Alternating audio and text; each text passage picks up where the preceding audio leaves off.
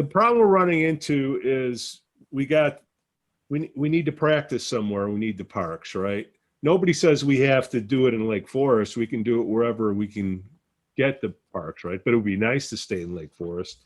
There seems to be something going on where it seems to me like they want John's program to be part of the rec center. So why are they going to make it easier on John to get a field? Do you think something like that is going on, or what is the obstacle that you and I could, if we're going to reach out to whoever's in charge of the parks and say, hey man, wait, why is it so expensive? Or why aren't you performing your fiduciary duty of taking in funds when you have an open field, even if it's at 50% of the rate that you want to take? Who do we talk to? What's going on, Scoo? I think what's going on is it's not a homegrown rec program, and I think that's where the rec is starting to struggle. And it becomes premium dollars. And my opinion on the recreation center is a service model for the community to utilize their facility, to utilize their programming at a cost for everyone. I think the rec should not be offering programs like a regular business and trying to make a profit.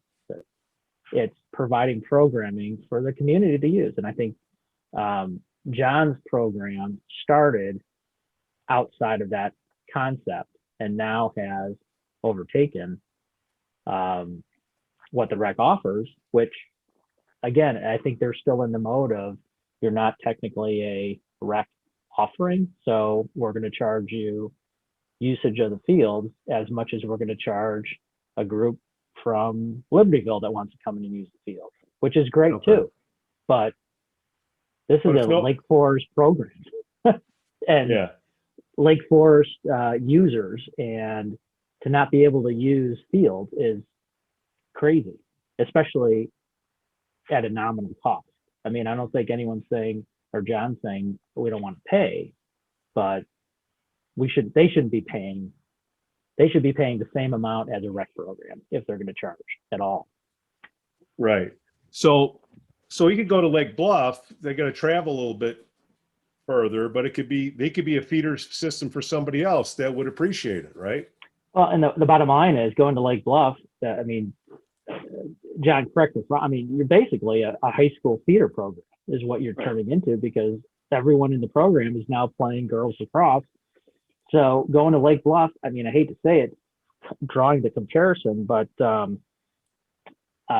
Pasquazi's, sports cars, all these businesses that were in Lake Forest migrated to Lake Bluff because Lake Bluff was more accommodating. And it's kind of seeing the same thing too. It's like, going to Lake Bluff, if they're going to be accommodating, take them on. And, it's stuff that we in Lake Forest have to start realizing and not pushing good businesses away.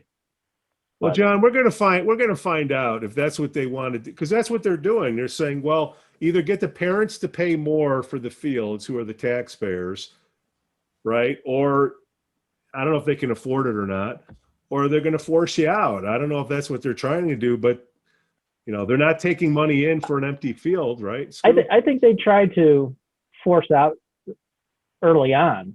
Oh, absolutely. Absolutely. And because they had a program, but it just wasn't an effective program. And with some of these programs, you need specialist coaching and all that. And they didn't have it. John did. They tried to force out. It didn't happen. And look what's happened. It's grown to be, talk to Lake Forest High School, the girls lacrosse program. I mean, you can't say anything negative about their players because they all came from the Bandits. Right. Yeah. And they just ended their season 14th in the state. Yeah. By max prep rating. So that's pretty good. Kind of testament of a sport growing from the bottom up is seeing what that does at the high school level.